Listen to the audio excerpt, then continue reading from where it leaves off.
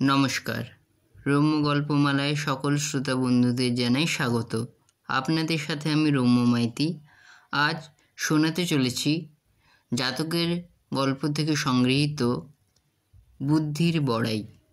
গল্পের সূত্রকার উজ্জ্বল কুমার দাস, অঙ্কনে ওঙ্কারনাথ ভট্টাচার্য, গল্প পাঠে আমি রম্য মাইতি। শোনাতে চলেছি আজকের গল্প বুদ্ধির বড়াই। আজ থেকে অনেক দিন আগের কথা। বোধিসত্ত্ব একবার পাখি হয়ে জন্মগ্রহণ করেন। এক সময় তিনি সব পাখিদের রাজাও হন। একদিন তিনি সব পাখিকে ডেকে বললেন, অনেক দিন আমরা একই জায়গায় বসবাস করছি, এখানে আর একদম ভালো লাগছে না। চলো সবাই মিলে কিছুদিনের জন্যে কোনো জায়গায় বেরিয়ে আসি। বোধিসত্ত্বর কথা শুনে সকলে আনন্দে পাখা মেলে নীল আকাশে উড়তে লাগলো। একদিন বোধিসত্ত্ব সহ সব পাখিরা বেড়াতে বেড়াতে এসে হিমালয়ের কোলে গহন জঙ্গলে নতুন বাসা বাঁধল।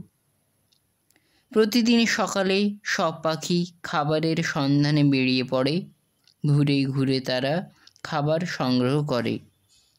একদিন একটি মেয়ে পাখি খাবারের সন্ধান করতে করতে রাজপথে চলে যায়। সেখানে গিয়ে সে দেখে রাজপথের উপর প্রচুর চাল গম পড়ে আছে। আনন্দে তার মন নেচে ওঠে। পেট পুড়ে খেয়ে সন্ধ্যের আগেই জঙ্গলে ফিরে আসে। সেদিনের পর থেকে মেয়ে পাখিটিকে আর খাবারের সন্ধানে ঘুরে বেড়াতে হয় না।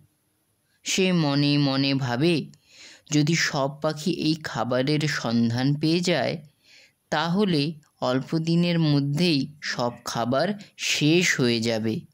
তাই একদিন বুদ্ধি করে সব পাখিকে ডেকে বলে, দেখো, তোমরা কখনো ভুল করেও খাবারের সন্ধান করতে রাজপথে চলে যেও না।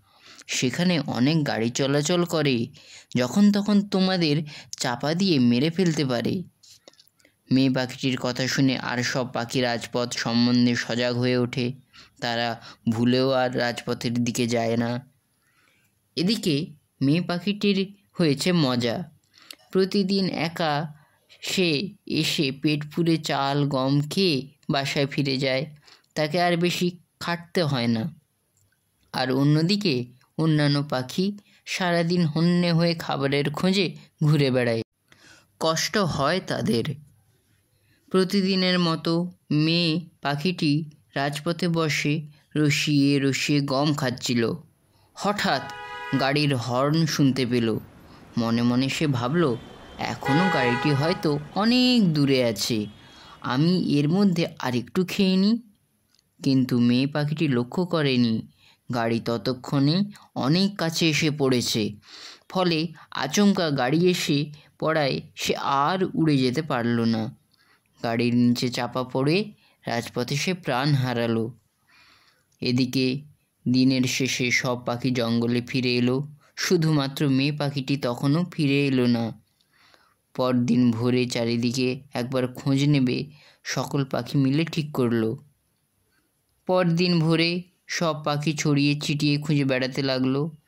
এক সময় রাজপথে মেয়ে পাখিটিকে মরা অবস্থায় দেখে জঙ্গলে ফিরে বোধিসত্ত্বকে সব কিছু বলল। সব শুনে বোধিসত্ত্ব বললেন, যে সকলকে রাজপথে যেতে মানা করলো সে নিজেই কেন এত বড় ভুল করে বসলো আমি ঠিক বুঝতে পারছি না। কেমন লাগলো আজকের এই গল্প? কমেন্ট বক্সে অবশ্যই লিখে জানান। গল্পটি ভালো লাগলে লাইক এবং শেয়ার করতে ভুলবেন না। পরবর্তীকালে নিত্য নতুন নানা স্বাদের গল্প পেতে এখনই আমার চ্যানেলটি সাবস্ক্রাইব করে আমার পাশে থাকুন। ধন্যবাদ।